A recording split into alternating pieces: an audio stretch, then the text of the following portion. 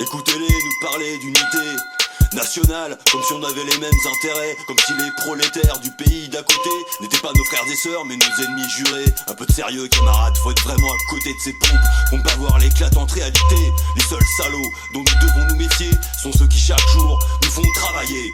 Qu'avons-nous à perdre? Je vous le dis franco, des quotidiens de merde, assez puisés au boulot, en échange d'un salaire qui remplit même pas le frigo. Sans parler des adios, des amendes et du proprio, des armées, des keufs, des prisons et des drapeaux, et des patriotes qu'à l'époque de la Gestapo on appelait par leur vrai nom.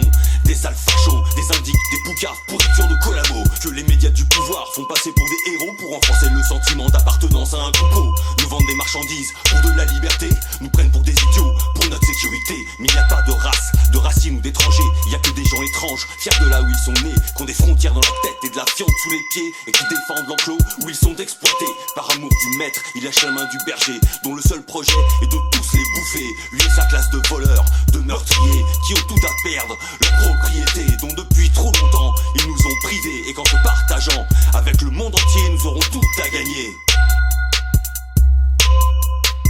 Nous avons tout à gagner. La bourgeoisie expropriée. Nous avons tout à gagner. L'Africain exterminé. Nous avons tout à gagner. Les frontières supprimées. Nous avons tout à gagner. Que les prisons partent en fumée.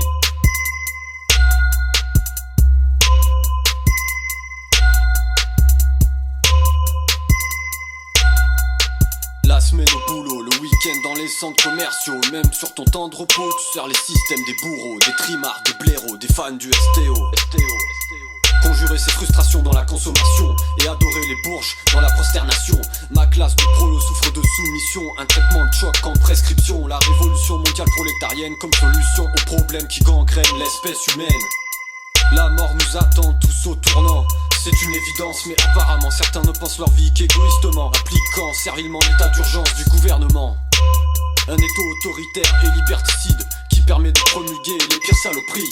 Et des prolétaires abrutis applaudissent les faiseurs de génocide, craignant pour leur petite vie tranquille. Travail, famille, patrie reste leur idylle quand l'horizon indépassable du capitalisme s'impose comme un fatalisme. En manque de perspective, on oublie notre force collective, pourrie par les syndicats et les partis.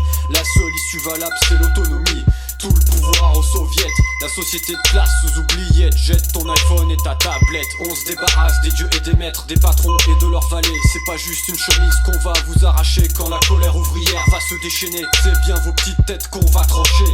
On est des guerriers, on n'a rien à perdre. Ce monde de misère nous fout la gerbe. Nos couplets sont comme des abrasifs. Le communisme est notre objectif.